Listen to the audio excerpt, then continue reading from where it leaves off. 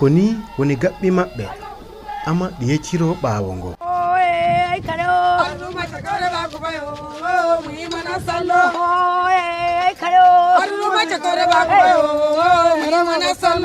Engint woni inde gaɓɓi ɗi ko firsi gaɓɓi walla weltare rewɓe. Yirde kala he nyarangal mum mbaadi mum gaɓɓi kono piidi ndi ko woriri. Oɗo kafu komo rewɓe fuluppunnaɓe walla joolaɓe Guinea Bissau juɓɓinta hakkunde duuɓi 50 kala hirande hade kaddungal worɓe maɓɓe. Kono wona debbo yo waawi taweede, ɗum woni ko jibinɓe non woni ko jambira hen, walla ni kala mbo meeɗa heɓde ɓiɗɗo wawara taweede he gaɓɓi ɗi. Ko ɗum holli Ayokele Mit Nyasi, tawanoɗo kawral bariningal juɓɓinanongal he hirande 1990.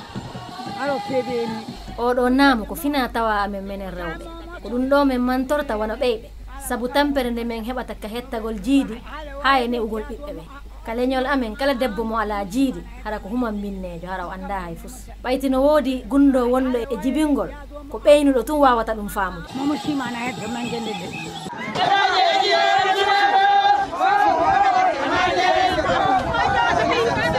Leydi kala ɗo debbo fuluppunnajo woni ne ko jibinɗo ala luttereɗo kafu ngo, hay sinno ɓe donani gande karallagal kesal ɓen tami mande lindagol kala saare nde ɓe jiɗi no tawe he kafu ngu.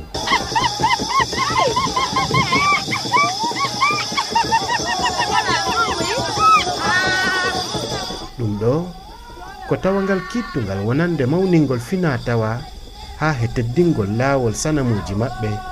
Ko ɗum waɗi Ayokele Mit Nyasi ɗi ñaago yirde heyre nde jokkara golle ɗe, sabu ɗum tawa majjani. Toro fewndiɓe ɓen taɓe hawko oɗo naamu, sabu koko teddinta fina tawa men, ko ɗum woni hayso men feƴƴinoyi hara fina tawa on no e kalifu moƴƴo. Leñol fuluppunnaɓe Gambi he Sénégal ɗe mbi'a joolaɓe limarake he keewol leydi Guinea Bissau. ɓe koɗi ko he ciifol leydi ndi he Sénégal, ca e maɓɓe ɓurɗe mawnude ko Suzana, Varela, Kasolol, Arami, Eliya, Jobbel, Kulaje e ko nandi he mum. Geɗal tawaɗo oɗo kafu wattoyi yo ko ɗo he duuɓi 50 yeeso, ɗum woni hirande 2054.